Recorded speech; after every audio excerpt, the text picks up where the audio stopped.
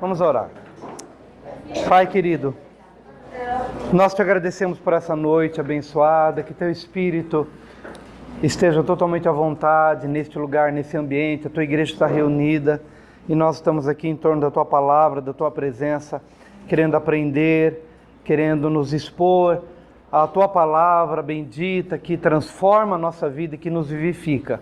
Abra o nosso entendimento, Senhor. Hoje nós clamamos para que o Espírito do Senhor seja sobre nós, o Espírito de sabedoria e de entendimento, o Espírito de conselho e de poder, e o Espírito de conhecimento e de temor do Senhor.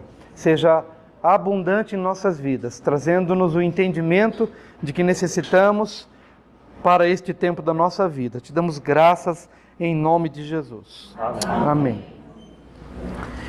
Meus queridos, boa noite, graça e paz. Essa é a nossa segunda aula de convergência bíblica. Nós não vamos rever aquilo que foi passado na semana passada, porque senão a gente não avança, né? A gente fica muito em cima das mesmas coisas. Mas queremos dizer que as aulas estão sendo filmadas e estão sendo colocadas aí no site da igreja, no Facebook. Então, quem quiser se atualizar pode pegar já a aula da semana passada, mas nós vamos avançar, tá bom? Convergência, apenas para quem está chegando hoje, são dois caminhos que se fundem num só caminho, tá? São dois ou mais lugares que acabam se juntando num central. Então, convergência bíblica quer dizer que a Bíblia toda, ela vai convergir numa pessoa, que é a pessoa de Jesus Cristo. E esse é o objetivo do nosso estudo aqui, é entender onde está Jesus na Bíblia, porque Jesus não se limita aos evangelhos de Mateus, Marcos, Lucas e João, né? Jesus está desde o primeiro versículo de Gênesis, como nós vamos ver hoje, e vamos avançar. Hoje nós vamos, a nossa aula sempre será dividida em duas partes. Uma, de exposição desses slides, tá? E nós vamos avançando. A primeira parte da aula será exposição de slides. E a outra será mesmo na Bíblia, vendo Jesus. Mas é importante que a gente entenda a história, o contexto, e depois traga a realidade de Jesus onde nós encontramos, tá bom? Esse material todo ele vai estar disponível a vocês. O problema que a gente tem é que depois a gente vai precisar de uma secretária, um secretário eficiente que ajude a discernir os e-mails direitinho, porque às vezes o pessoal coloca e a gente não consegue entender direitinho, para poder mandar esse material para vocês. Mas com paciência a gente chega lá, tá bom? Ok. Linha do tempo até o dilúvio. Não é bem uma linha do tempo. Eu chamei de linha do tempo. Geralmente a linha do tempo ela vem com datas, tudo direitinho. Mas ele é aproximadamente uma linha do tempo no que diz respeito a não fixação de datas, mas do que acontece por ordem até chegar o dilúvio. Ou seja, quais são os personagens principais desde o começo da Bíblia até o dilúvio. Hoje nós vamos seguir até o dilúvio em Gênesis e a semana que vem a gente termina o livro de Gênesis. Vai pegar desde o capítulo 12 até o capítulo 50 e vamos então concluir o livro de Gênesis. Por isso a gente vai correr um pouquinho aqui agora, tá bom? Linha do tempo até o dilúvio. Adão e seus filhos. Nós sabemos dos dois filhos de Adão, Caim e Abel. Gênesis 4, 1 e 2. Não precisa abrir o texto bíblico, mas você sabe que ali há a menção de dois filhos de Adão. Eram os únicos filhos de Adão? A gente acredita que provavelmente não, porque só dois homens precisava ter outras mulheres com quem eles se relacionassem, de onde viessem os filhos. Como dissemos na semana passada, por que não se mencionam mais? Porque eles não estão na linha que vai até Jesus. Tudo aquilo que foge dessa linha, a Bíblia desde Adão até a cruz e da cruz até adiante, ela tem uma linha. Tudo aquilo que foge do contexto ou do perímetro dessa linha não é interesse da Bíblia mencionar. Então, Caim teve outros filhos, nesse contexto de Abel e Caim, certamente teve, mas a Bíblia não menciona, porque ele tem uma intenção de apresentar uma linha. O que está próximo desta linha então é mencionado. O que está longe ou distante e não cumpre ao propósito de nos levar até a cruz, então a Bíblia omite de propósito. A Bíblia não é um livro para satisfazer curiosidades. A Bíblia tem um propósito, e o propósito é apresentar Jesus. Ok? Gênesis 4, 1 e 2. Caim. Todos nós sabemos que Caim e Abel. Então vamos pensar em Caim e Abel. Quando você pensa em Caim, você pensa em alguma coisa boa ou uma coisa ruim? Uma coisa ruim. Quando você pensa em Abel, você pensa numa coisa boa ou ruim? Uma coisa boa. Caim matou Abel. E Abel foi morto justamente pela sua bondade. Abel foi morto justamente pelo seu caráter, por apresentar diante de Deus aquilo que Deus queria receber. Amém? Amém. Caim também apresentou uma oferta ao Senhor. Qual foi a oferta de Caim? Do fruto da terra. Depois você vai pegar o texto e estudar lá direitinho. Caim apresentou uma oferta ao Senhor. E ele apresentou uma oferta do fruto da terra. Abel, por sua vez, também apresentou uma oferta ao Senhor. Mas qual foi a oferta de Abel? A primícia das suas ovelhas. Por que Deus não aceitou a oferta de Caim e aceitou a oferta de Abel? E não aceitou Caim, mas aceitou Abel. Por quê? Porque eles eram filhos de Adão. Adão, quando pecou, o que ele fez? Ele preparou folhas de figueira, presta atenção, ele preparou folhas de figueira para cobrir a sua nudez. Ou seja, ninguém morreu para cobrir a nudez de Adão, ninguém derramou sangue para cobrir a nudez de Adão. Ele achou o caminho mais fácil. Bom, estou nu, pequei, então o que eu vou fazer? Vou pegar do fruto da terra, eu vou pegar a folha de figueira e vou cobrir a nudez. Fez de forma correta? Não. Porque não se cobre a nudez sem que alguém morra. Não se cobre a nudez sem derramamento de sangue.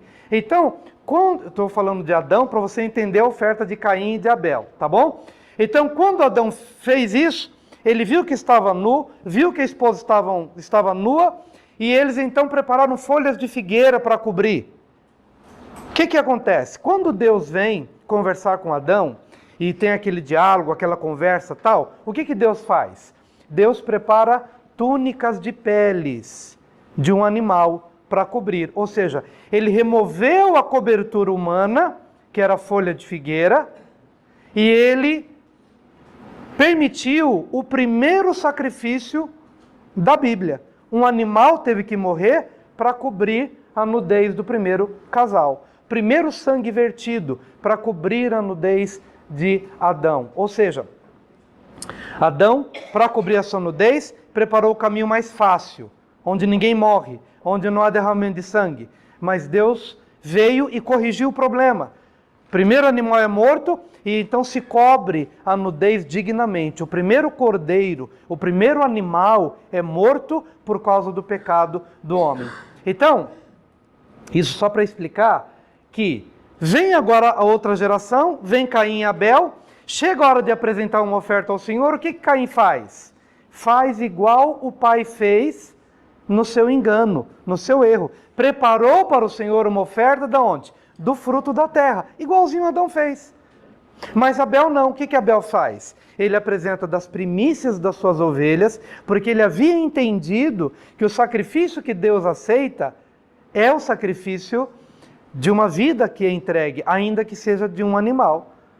Então, Deus se agrada de Abel, mas não se agrada de Caim, porque Abel foi obediente, Abel entendeu a lição que Deus havia ensinado na geração anterior, na geração dos pais. Mas Caim não aprendeu a lição e permaneceu na sua rebeldia, ou seja, eu apresento para Deus o que eu quero apresentar e não o que Deus quer receber.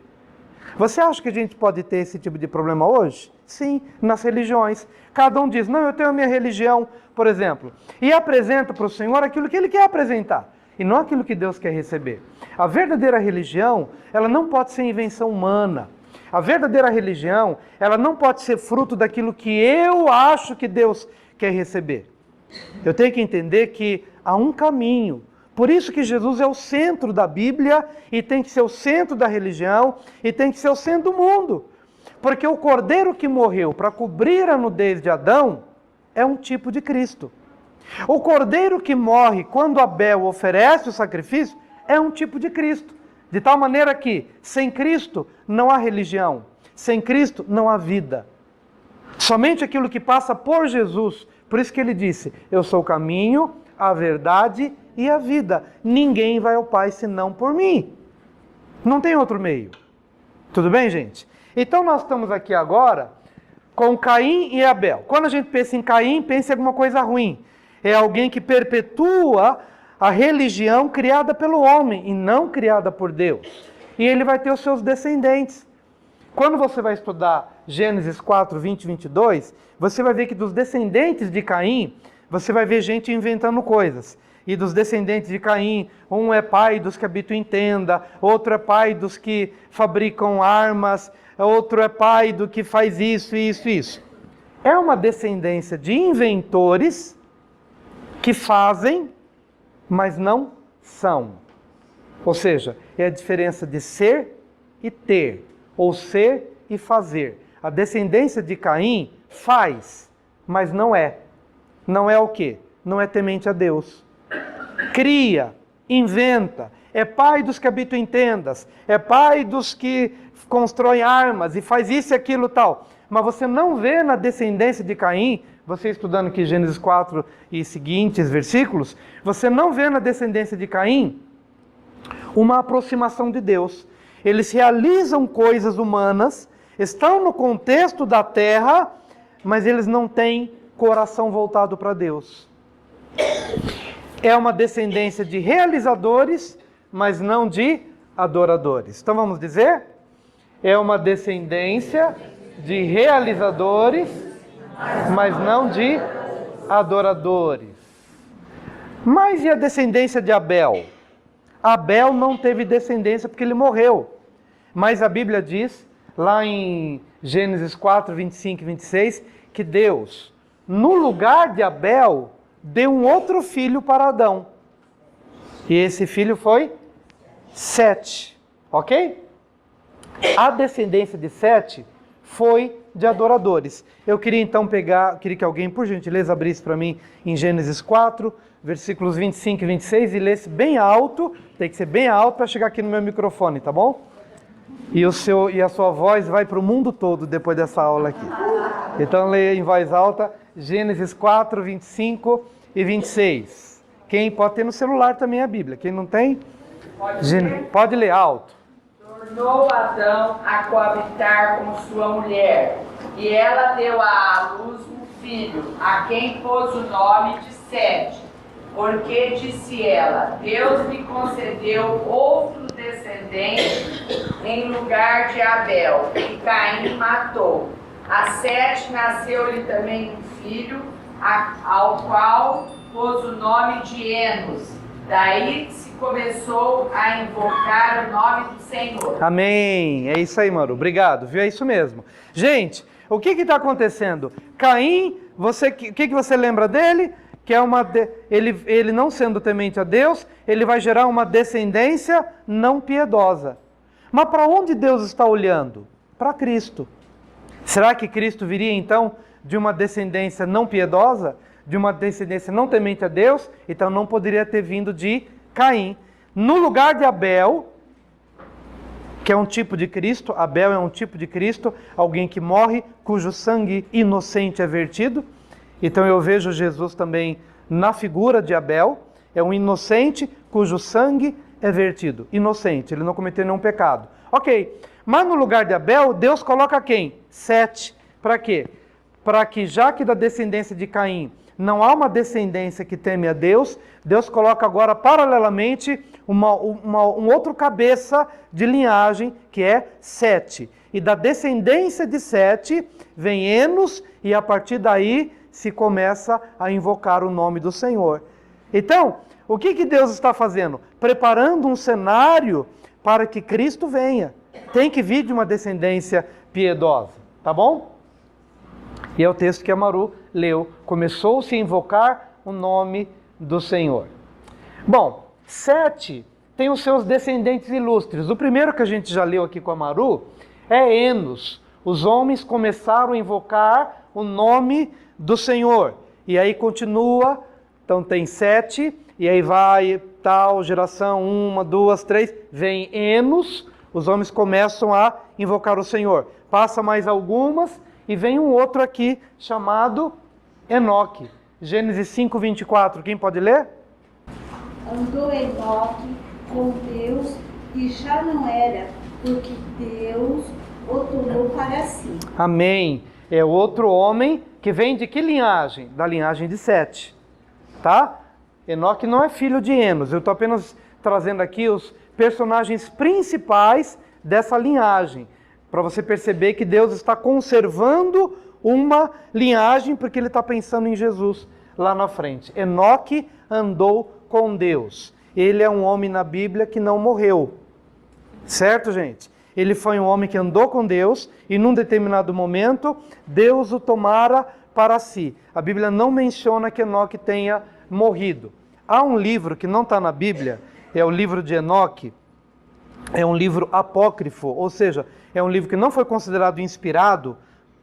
Porém, alguns livros, mesmo não sendo inspirados e por isso não estão aqui na Bíblia, eles são livros históricos, até citados pela própria Bíblia. Há um livro chamado Livro de Enoque, que registra, a gente acredita, particularmente eu acredito que Enoque foi tomado para Deus, porque ele foi usado por Deus para escrever para aquela geração do dilúvio que havia de acontecer nos dias de Noé. É disso que trata o livro de Enoque, que não está na nossa Bíblia, é um livro apócrifo, mas é um livro que registra dizeres de Enoque, e acredito que é por isso que Deus o tomara para si, talvez por um propósito especial de redigir ou de ser um profeta, que falou a quem? Às gerações que haviam de experimentar o dilúvio nos dias de Noé. Mas enfim, são conjecturas, então a gente não pode atestar que foi isso, mas apenas dizendo aquilo que a gente crê. Mas nessa linhagem aqui de Sete, Enos, Enoque, lá na frente nós vamos ter Noé, é da mesma linhagem, vem lá de Sete. Noé, Gênesis 5, versículo 29, quem pode ler? Bem alto, pode ler. A quem chamou Noé, dizendo, este nos consolará acerca de nossas obras e do trabalho de nossas mãos, os quais provêm da terra que o Senhor amaldiçoou. Isso, ok. Então veja só, queridos, Noé então está nessa linhagem. 3 personagens importantes que vieram de Sete. Decoraram? Enos, Enoque e Noé. Geração piedosa. E a idade de Caim?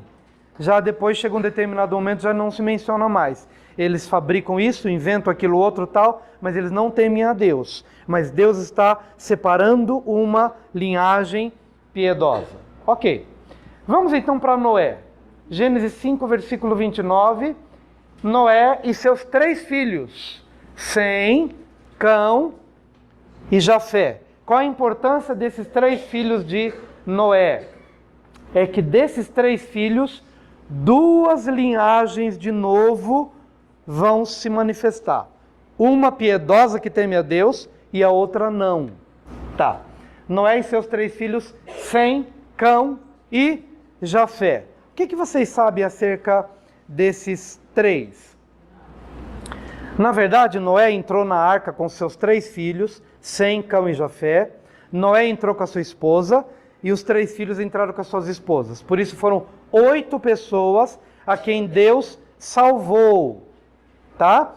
Então, quando Deus coloca 7 e uma linhagem piedosa, ele vai culminar lá em Noé. Noé, a família dele é salva. Todo mundo morre no dilúvio.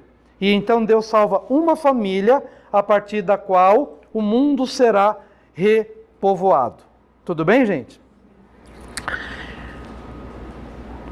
Sem, Cão e Jafé. Por que Deus derramou o dilúvio? Há um texto bíblico que eu queria ler aqui com vocês, em Gênesis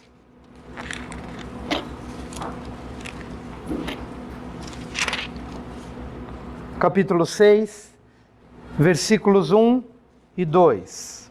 Como os filhos começaram a multiplicar-se sobre a terra, lhes nasceram filhas. Viram os filhos de Deus que as filhas dos homens eram formosas, e tomaram para si mulheres de todas as que escolheram. Ótimo.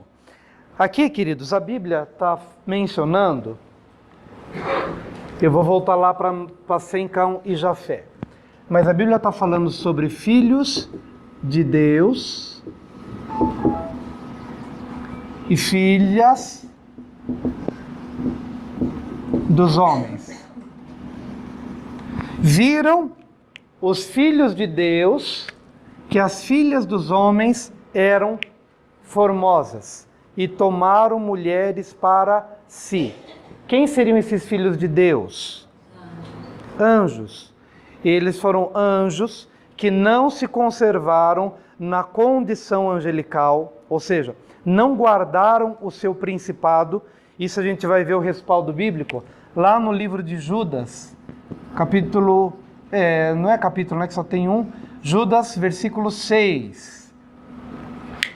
Quem pode ler Judas, versículo 6?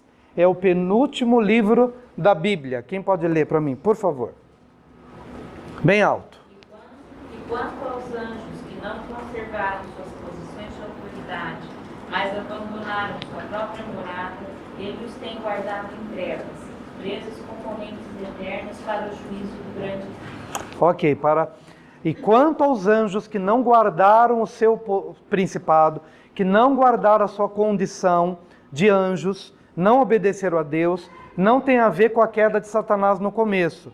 Tem a ver com uma outra situação nesse período dos dias de Noé, quando estes anjos tomaram formas humanas, coabitaram com as mulheres e geraram filhos com essas mulheres. A terra se... Oi? Versículo 6. Tá? Judas, versículo 6. Então, dessa união angelical com as mulheres, quando eles não guardaram a condição angelical, mas assumiram condições humanas e dali geraram filhos, essa perversão da natureza gerou o juízo de Deus no período do dilúvio. Deus conservou uma família, que foi a família de Noé, descendente lá de Sete, no original, porque realmente a terra havia se pervertido. Esses anjos nessa condição, eles não guardando o seu principado, e conforme Judas, receberam juízo, receberam castigo disso, sendo reservados, sendo guardados em prisões eternas para o dia do juízo. Em função desse tremendo pecado, houve um juízo sobre toda a terra no período do dilúvio. Ok, voltando aqui um pouquinho para Noé e seus 3 filhos, Sem, Cão e Jafé. Esses 3 filhos saíram da arca. Por quanto tempo durou a chuva, gente? Quem sabe? E por quanto tempo eles ficaram na arca?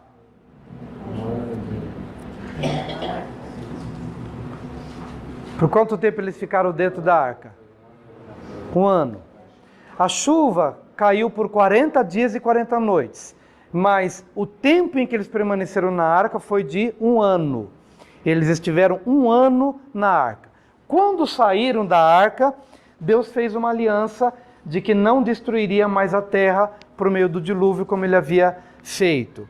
E essa aliança garantiu que as estações viriam, mesmo que houvesse corrupção, mesmo que houvesse iniquidade, mas Deus fez uma aliança de não destruir mais a terra. Ok? Gente, o que acontece é o seguinte, é que nesse momento, quando eles saem da arca, que Deus faz uma aliança de não destruir mais a terra, acontece que Noé se embriagou e ele ficou nu na sua tenda. Um dos filhos de Noé, nós vimos aqui Sem, Cão e Jafé. Um dos filhos de Noé viu a nudez do pai. E ele foi amaldiçoado por isso. Quando a gente vê algumas palavras na Bíblia, parece que o juízo foi muito duro. Puxa, ele viu a nudez do pai. Quem mandou o pai ficar embriagado e tirar a roupa dentro da tenda? Só que algumas palavras a gente vai entender quando a gente se aproxima do original. O ver a nudez do pai, ela está associada à cobiça, a ver com desejo sexual, ver com desejo de intimidade. Não foi apenas ver, viu a nudez do pai. Houve provavelmente pela aproximação da palavra, uma cobiça, tendo em vista a visão que ele teve. Quando Noé se deu conta, ficou sóbrio de novo, ele amaldiçoou o cão por essa atitude irreverente, não somente de ver a nudez do pai, mas provavelmente desejar ou cobiçar a nudez do pai. E impetrou uma maldição sobre a vida de Cão. O filho mais novo de Cão se chamava Canaã.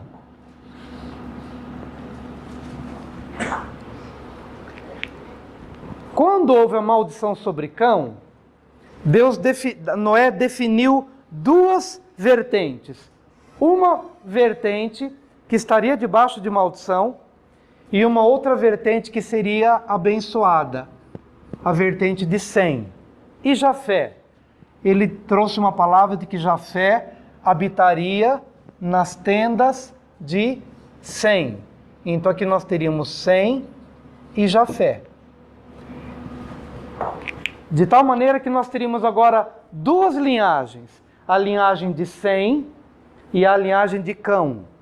Essa linhagem de Cão estaria debaixo de maldição, e essa linhagem de Sem estaria debaixo da bênção. Ok?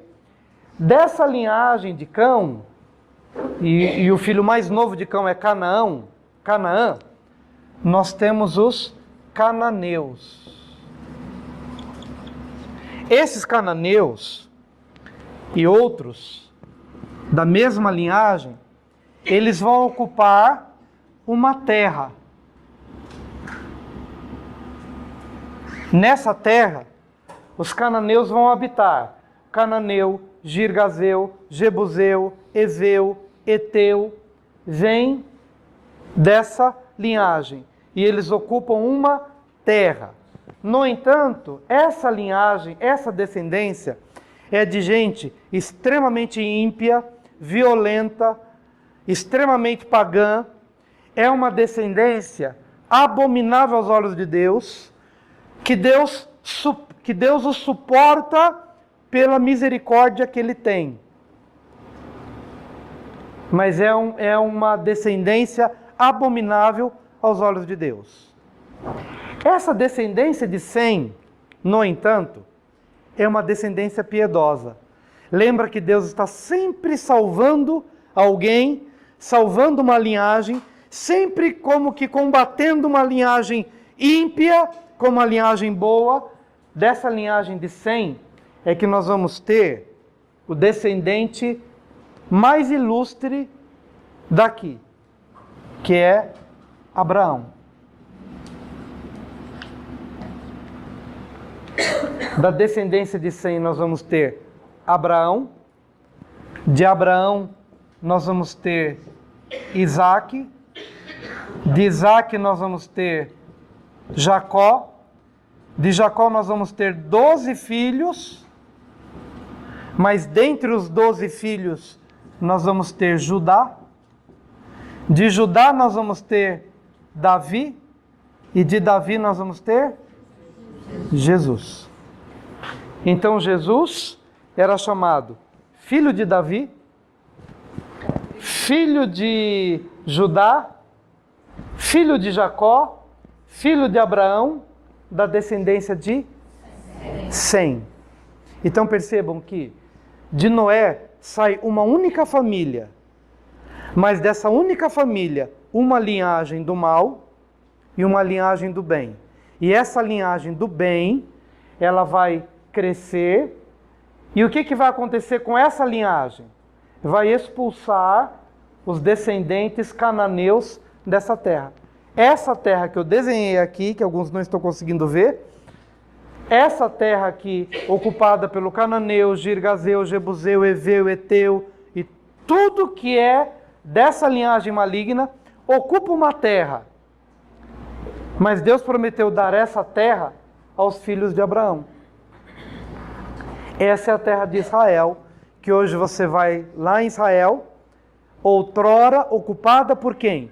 Pelos descendentes de Cão, que estavam sob maldição. Essa mesma terra de Israel de hoje, claro que com os limites um pouco maiores ou menores, porque com o tempo essa configuração muda, né? Um pouco maior, um pouco menor, mas é aquela mesma terra que Deus havia prometido a Abraão, que fora ocupada pelos cananeus, mas que Abraão, Isaque e Jacó e os 12 filhos vão entrar e vão possuir a terra outrora ocupada pelos cananeus. Alguma dúvida até aqui? Tudo bem, gente? Alguma dúvida? Algumas aqui sobre Noé e Cão. Aham. De relacionamento que existiu. A gente não sabe dizer qual foi. Apenas a palavra viu a nudez, ela está implícita nessa palavra o ver com cobiça, ver com desejo sexual, com desejo... Seria o homossexualismo? Não fala também que eles vão. É possível. Oi? Não teve reverência, né? não teve o temor em relação. Tanto é que Sem e Jafé, quando souberam que o pai estava, o que eles fizeram?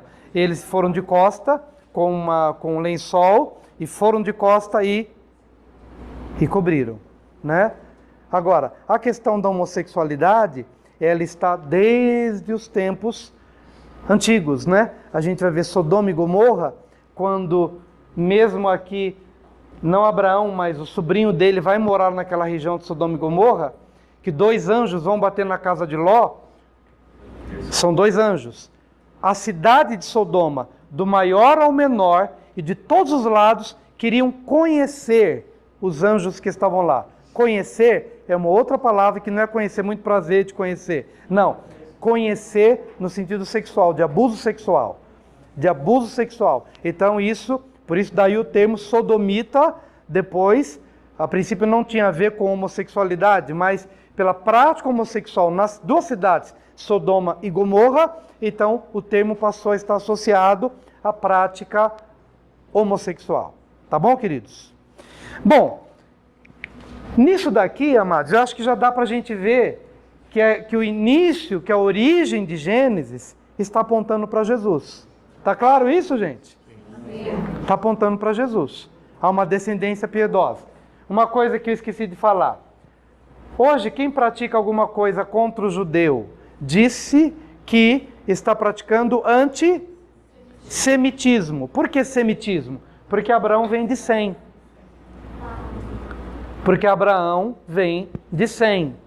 Então, a prática antissemita, a prática contra o povo judeu ou contra os descendentes de Abraão, é uma prática contra os descendentes de Sem, de onde Abraão veio. Certo, queridos? Mas uma linhagem está sendo preparada para chegar em Jesus. Então agora vamos para a Bíblia nesses últimos... Estamos na Bíblia desde o começo, né? Mas agora vamos... Já que o computador aqui tem vontade própria, mas eu não ia usar mesmo não. Vamos agora aqui para acompanhar o que acontece. Aqui eu avancei um pouquinho, né? Falando sobre Abraão, Isaque, mas a ideia era terminar aqui mesmo em Sem, mas eu não queria que você perdesse de vista a importância dos 3 filhos de Noé, porque eles vão desembocar aonde? Aqui em Jesus, tá? Mas o objetivo hoje é ver Jesus até o dilúvio. Por isso nós vamos ver Jesus aqui na Bíblia. Gênesis 1:1. Semana passada a gente já viu Jesus em Gênesis 1:2 e Gênesis 1:3. mas hoje eu queria já ver Jesus já a partir do primeiro versículo da Bíblia. Quem pode ler? No começo, Deus criou os céus e a terra. Isso. No princípio, Deus criou os céus e a terra. Qual que é a palavra para Deus? Aí, é Elohim. Essa palavra Deus está no plural. Não quer dizer que são vários deuses. No princípio criou deuses, o céu e a terra. A ideia é que a Trindade, ela está presente desde o começo da Bíblia. Então, o Elohim, praticamente uma expressão majestática, é uma expressão de uma única pessoa, mas revelando Deus nas suas três pessoas: Deus Pai, Deus Filho e Deus Espírito Santo. Pastor, mas qual que é a base bíblica para isso? Se você pegar o Evangelho de João, capítulo 1, versículo 1. Quem pode ler para mim, por favor? João 1, versículo 1. No princípio era aquele que é a palavra. Ele estava com Deus e era Deus. Isso. No princípio, na tradução mais antiga, no princípio era o verbo. E o verbo estava com Deus e o verbo era Deus. Verbo, palavra, o logos de Deus. Ele estava no presente. Então, daí o Elohim, no plural. Deus Pai, Deus Filho e Deus Espírito Santo. Então, Jesus está no primeiro versículo da Bíblia. Jesus está no segundo versículo da Bíblia. A terra, porém, era sem forma e vazia. O Espírito de Deus, mas o Espírito de Deus pairava por sobre a face das águas. Onde eu vejo Jesus? No Novo Testamento, quem foi que andou sobre as águas? Jesus. Então eu vejo Jesus no princípio. Uma pausa aqui, só para dizer o seguinte. Entre o versículo 1 e o versículo 2, muito provavelmente, aconteceu a queda de Satanás. Satanás, antes de ser Satanás, era um querubim ungido. Satanás, antes de ser o diabo, o nosso adversário, ele era um querubim, ele era um anjo de Deus. E ele habitava nos céus. Mas a Bíblia declara que ele, por rebelião, pecou contra Deus e caiu. Tanto caiu que quando Deus coloca Adão e Eva, a serpente estava lá. Quem era a serpente? Satanás. Serpente era um animal, mas quem falava pela serpente era Satanás. Então prova que Satanás, quando havia o Éden, Satanás já havia caído. Ele havia se rebelado contra Deus, está lá no livro de Isaías, está em Ezequiel. Ele havia caído, porque havia se rebelado contra Deus. E é aí que nós vamos encontrar o seguinte, em Gênesis 1:1, no princípio criou Deus os céus e a terra. No versículo 2, a palavra é: a terra era sem forma e vazia. No original hebraico, a frase é: a terra se tornou sem forma e vazia.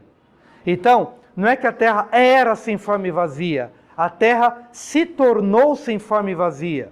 Os estudiosos acreditam então que entre o primeiro versículo e o segundo versículo, entre o primeiro e o segundo versículo, aconteceu a queda de Satanás, porque Deus não vai criar nada sem forma e vazio.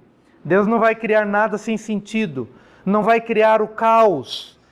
É muito provável que o caos tenha se estabelecido na criação original, justamente por conta da queda de Satanás.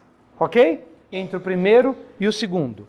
Mas nós vemos então Jesus que paira sobre as águas, o Espírito de Deus paira sobre as águas, e é o que Jesus fez no Novo Testamento. No versículo 3, o que está escrito?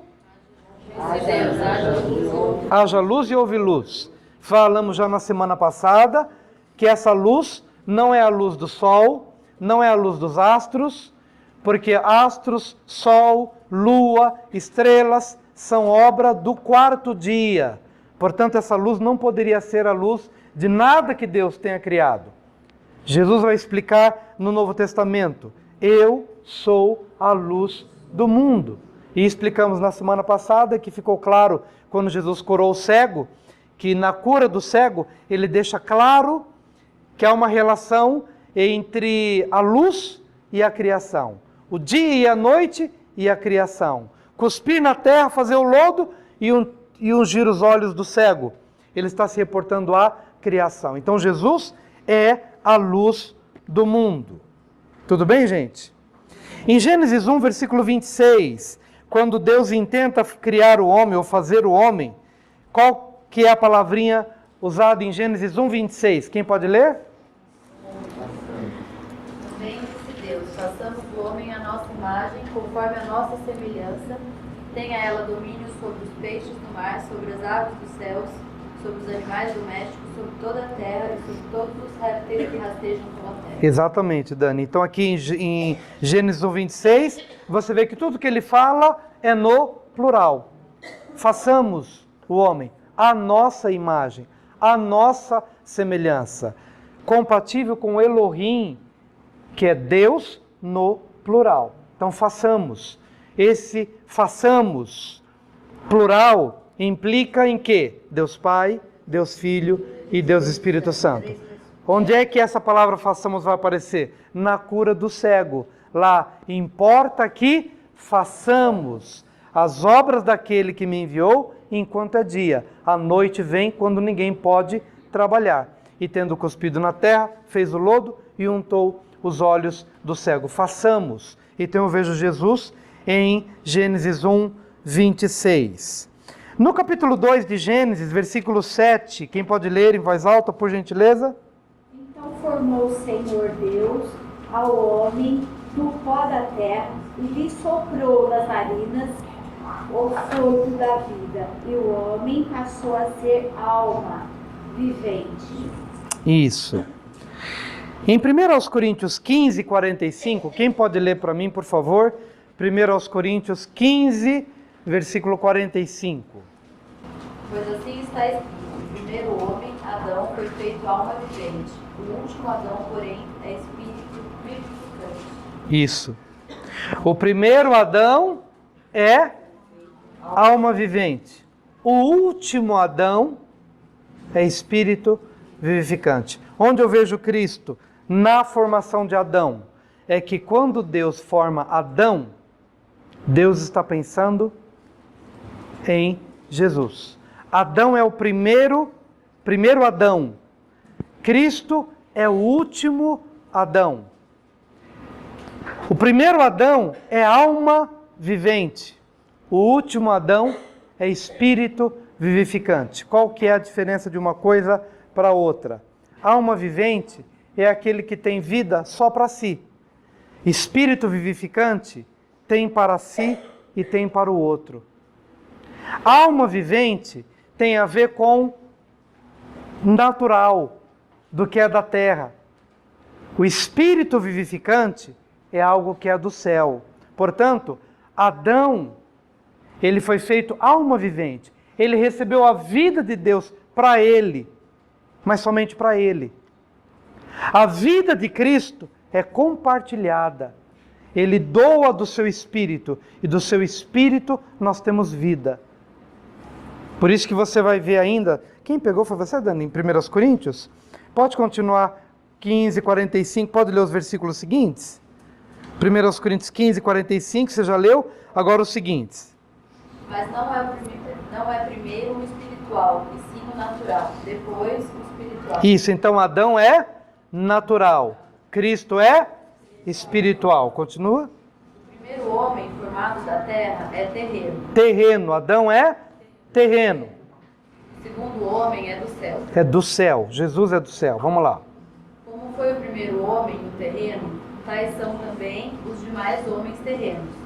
E como é o homem celestial, tais também os celestiais. É isso que acontece, ou seja, como filhos de Adão, todos nós um dia fomos alma vivente, como naturais, é ou não é? viemos da barriga da mãe e, se fôssemos contar os nossos ascendentes, chegaríamos em Adão. Todos alma vivente. Mas no dia em que você recebeu Jesus como Senhor e Salvador da sua vida, você se tornou espírito vivificante. Por quê? Porque você deixou de ser meramente da terra, natural. Você passou a ser um ser espiritual. Você recebeu do Espírito de Deus.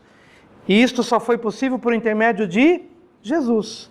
Mas a relação ela está estabelecida. Quando Deus forma Adão, Ele forma o Adão alma vivente, da terra, mas Ele está pensando que no devido tempo virá o último Adão, que não é da terra, ele é do céu. O primeiro é alma vivente, o último é espírito vivificante. O primeiro é natural, o último é espiritual. Para quê? Para que todos nós pudéssemos então herdar uma natureza não apenas terrena. Se nós herdássemos uma natureza apenas terrena, nós estaríamos perdidos. Por quê? Ficaríamos retidos neste mundo, nessa terra. A única forma da gente subir para Deus é a partir da mudança da nossa natureza. Só é possível ser de Deus eternamente se eu faço a transição do natural para o espiritual, do terreno para o celestial. Porque aquele que é tão somente alma vivente, quando termina o contexto da terra e da naturalidade, ele fica retido no que é natural. Ele não pode experimentar da vida de Deus. Não é espírito vivificante, mas o espírito vivificante é possível a partir do novo nascimento, que só é possível a partir do último Adão. Não é segundo Adão, é o último Adão. Cabeça de uma nova linhagem espiritual. Perceberam que há duas, então? Se a gente vê sempre dois, há um Caim e um Abel. O Abel morre, mas no lugar do Abel vem Sete. Aí da descendência de Sete vem Noé, mas de Noé vem uma banda podre. Mas Deus conserva uma boa. Ok? E assim vai por toda a vida. Agora, chega nos nossos dias, ou eu sou espírito vivificante, pelo Espírito de Cristo que me vivifica, ou eu sou simplesmente de uma linhagem natural, humana e terrena, que só conhece das coisas humanas. Por isso que, quando Deus fez Adão, natural, pensou no Cristo espiritual, para que a partir de Cristo, uma nova linhagem de filhos e filhas de Deus pudessem nascer, dos quais estamos nós participando dessa herança. Está feliz por isso? Amém. Quem está feliz por isso? Espírito vivificante. Isso é possível em Jesus, o primeiro e o último Adão. Vamos avançar para o final aqui da aula.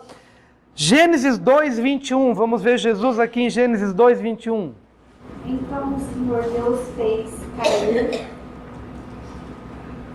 pesado som sobre o homem. E este adormeceu, tomou uma das suas costelas e fechou o lugar com carne. Então Adão adormeceu e da sua costela, veja que a palavra também, que a gente perpetua como costela, na verdade seria mais apropriado dizer do seu lado. Do seu lado. Do lado de Jesus. Essa palavra lado vai aparecer também quando Jesus está na cruz. Ele está na cruz e vem um soldado romano com a sua lança e fura o seu lado. Veja que do lado de Adão saiu a mulher. E do lado aberto de Cristo, foi aberto do lado de Jesus quando ele estava na cruz, do seu lado ele foi ferido. Então, quando a gente vê Adão adormecendo, é um tipo de morte. É como se Adão tivesse... Mas ele não morreu, ele apenas adormeceu. Quando ele acordou, a mulher havia sido... A mulher, osso do osso e carne da carne, da essência dele, que não era uma essência de animal, nem de árvore, nem de astro. É dele a mulher saiu, da essência, osso do osso e carne da carne. Pois bem, qual o paralelo com Cristo? Onde é que nós vemos Cristo na formação da mulher? É que do lado aberto de Jesus na cruz, nascemos nós, igreja, a noiva de Cristo. Adão adormeceu e quando ele acordou, uma mulher linda, como a Noemi, estava do lado dele. E ele falou, que maravilha, agora é osso dos meus ossos e carne, da minha essência, da minha natureza. E Jesus? Jesus também adormeceu. Só que Jesus adormeceu, morreu mesmo. Ele morreu, mas quando ele acordou, ele nos viu. Igreja gloriosa, igreja abençoada, que saiu de onde? Do lado de Jesus. Que bênção! Então eu vejo Jesus em Adão, quando ele adormece, e dele é extraída a mulher. Vejo Jesus, porque na morte de Jesus, ele pode agora soprar do seu espírito e formar a igreja. Eva foi esposa de Adão. E a igreja é a noiva de Cristo, que se prepara para o casamento. Claro que não casamento nos moldes do que a gente conhece, homem e mulher, mas é uma ligação, é uma aliança eterna. A noiva com o seu noivo. Então nós estamos vendo aqui que do lado ferido de Jesus, então sai o sangue e água, e nasce então a igreja. E isso está no texto bíblico de Efésios.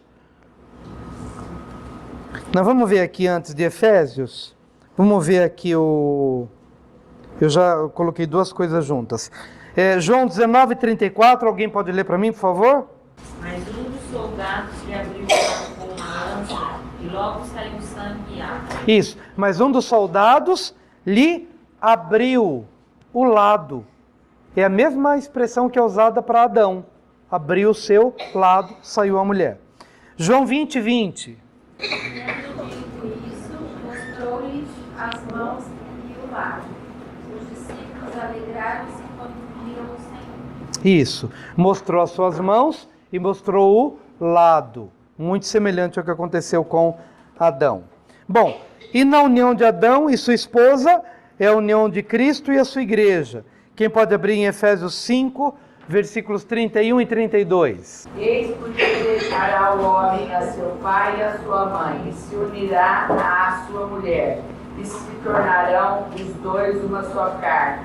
Grande é este mistério, mas eu me refiro a Cristo e à igreja. Isso, então ele está dizendo, deixará o homem, seu pai e sua mãe, se unirá à sua esposa. Grande é este mistério, mas eu me refiro não ao homem e à mulher, eu me refiro a Cristo e à igreja. Então é a união de Cristo com a sua igreja. No casamento então de Adão e Eva, nós estamos vendo o casamento de Cristo e a igreja, tá bom? Gente, não dá muito tempo para a gente avançar, eu tinha mais algumas coisas aqui, mas já que a gente está falando de casamento, quando Jesus diz o seguinte, olha, não se turbe, João 14, por exemplo, não se turbe o vosso coração, credes em Deus, credes também em mim. Na casa de meu pai há muitas moradas. Se não fosse assim, eu vou-lhe teria dito, vou preparar-vos lugar. E se eu for e vos preparar lugar, voltarei a vós e vos levarei para mim mesmo, para que onde eu estiver, vós estejais também. João 14, de 1 a 6. E depois ele vai dizer, e eu sou o caminho, a verdade e a vida, ninguém vem ao Pai se não for por mim. Esse contexto do que ele está dizendo, qual é? É de casamento. Olha, na casa de meu pai há muitas moradas. Geralmente, o noivo, quando casava, ele ia morar nos limites territoriais do pai. O pai muito provavelmente tinha um território grande ou um terreno grande, onde o pai tinha sua morada, mas naquele terreno, naquela propriedade, o filho construía sob a supervisão do pai. Tudo bem? E o que acontecia? O filho, quando se apaixonava por alguém, ele desposava essa pessoa, ou seja, ele ficava noivo dessa pessoa, ele prometia essa pessoa em casamento. Então, quando ele fazia essa promessa de casamento, ele se apartava da noiva para quê? Para preparar a morada. E ele voltava depois de 6 meses, depois de 1 ano, depois de um determinado tempo, para tomar a noiva, uma vez que a casa estava pronta. Mas a casa não era pronta aos olhos do noivo. O pai é quem dizia se a casa estava boa ou não para ele morar, porque era no território do pai. Então, quem determinava a saída do filho para buscar a noiva não era o filho, era o pai. Por isso, o dia e a hora para buscar a noiva não era o filho que sabia, era o pai. Por isso que tem aquele texto que diz: daquele dia e hora, nem o filho sabe, só o pai. Porque o filho veio primeiro para nos desposar, para ficar noivo da igreja. Nós estamos noivos de Jesus. A igreja é a noiva de Jesus. O que Jesus veio fazer? Ele veio da primeira vez, ficou noivo da igreja e saiu. Foi preparar lugar. João 14. Vou preparar-vos lugar, para quando eu voltar, eu possa então oficializar o casamento e vos levar para que onde eu estiver, vocês possam estar também. Então nós já estamos noivos de Jesus. Ele foi preparar lugar. O dia e a hora, quem determina é o Pai. Ok? Então quando tudo estiver pronto, ele volta para buscar a noiva. E então participaremos das bodas do Cordeiro quando ele nos levar. Amém? Então estamos vendo Jesus na figura do casamento em Adão, Eva e tudo demais que a gente tem compartilhado.